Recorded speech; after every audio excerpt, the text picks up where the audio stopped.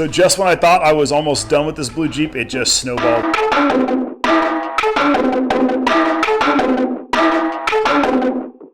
I took the Jeep into my buddy Mike's shop to have him do a rear main seal and an oil pan gasket. When they got the oil pan off, they could see that there was a giant, not a giant, but like a small hole cut through the oil pan because the downpipe on the cats were rubbing on it. That began the snowball process. We went from there to a new oil pan, had him replace the rear hard brake line too, because I, once again, didn't want to risk hitting my head on that after just having a concussion. I'm looking at my list here. From there, they kind of got that stuff dialed in and they started driving it and it started misfiring on cylinder 1. Now, it hadn't misfired once since I've owned it for many months. Just out of nowhere at their shop started misfiring on cylinder. So it was an 0331 head. I just figured let's just do a whole new head at this point. Like we're gonna take the head off anyways. From there, I had them recharge the AC. It didn't take a charge. Some diagnostics led to a bad compressor. We had to replace the E-fan. It wasn't working under any conditions. Did the fan clutch. While we had the head off, might as well do the water pump. So pretty much all new cooling system except for the radiator. And from there we did like the front soft lines and the other front caliper that I didn't do. While they were in there, I had them throw new rotors and pads on. I mean, I know I could do that stuff quickly, but I'm recovering from 3 concussions in the last year, and I'm really not supposed to be working on my cars anymore, according to my doctor. And so I am just kind of paying for shop labor for the first time in my life, and that is very interesting. I'm not used to that because I'm used to just working on everything in here, and it doesn't cost me anything. We're still chasing like some major terrible drivability issues. We ended up doing lower control arms. I did all the shocks myself and the track bar. I had them do the ZJ V8 tie rod, which is like a 15-minute job. Had them do the drag. No, I already did the drag link. That was whatever, 20 minutes for me. I did a new stabilizer since I had the drag link off. Doesn't really take any time.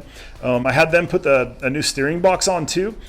I had done some testing between all my Cherokees around here, and it just seemed like compared to the rest, there was an excessive amount of side-to-side play, like a massive dead spot. So new steering box. We did a rough stuff inner box brace. It does drive a lot better too. We did take it in, got the toe done. It was like towed out like 1.5 inches. I don't know if they just didn't put the tie rod on right or if it was already towed out and they just matched it. And then from there, we were getting water inside the cab on the passenger floorboard, and I had a new windshield put in, and we could see with the new windshield that there was like a massive like 8-inch section of the windshield that like wasn't sealed. Like it was like the adhesive never took. It didn't seal to the windshield, and so there was a pretty big gap there. I'm hoping it's not heater core. So the next steps in this blue Jeep are going to be putting on a new muffler and tailpipe that we got. It's like a MagnaFlow brand, BRE exhaust. It was like $200 for the muffler and the tailpipe, and it's bolt-on. We're still chasing a large evap leak.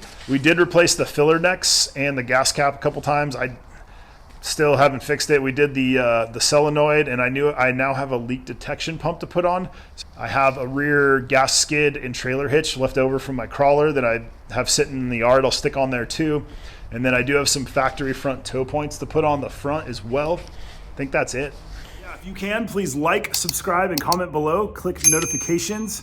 We got some more work coming on the blue Jeep. It's gonna need to have the fuel tank dropped. We're gonna need to put a new fuel pump in it. I think the gasket's leaking or the vent valve. Will probably replace both while it's out. That should be the last piece of the puzzle for the blue Jeep, other than some odds and ends like a gas tank skid, a trailer hitch, some other stuff like that, maybe some front toe points.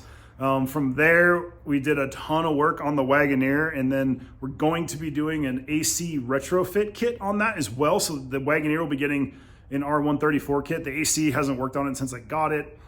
Needs AC in the summer. It's miserable to drive when it's hot out. From there, I'll be doing a winch bumper on the Wrangler JL.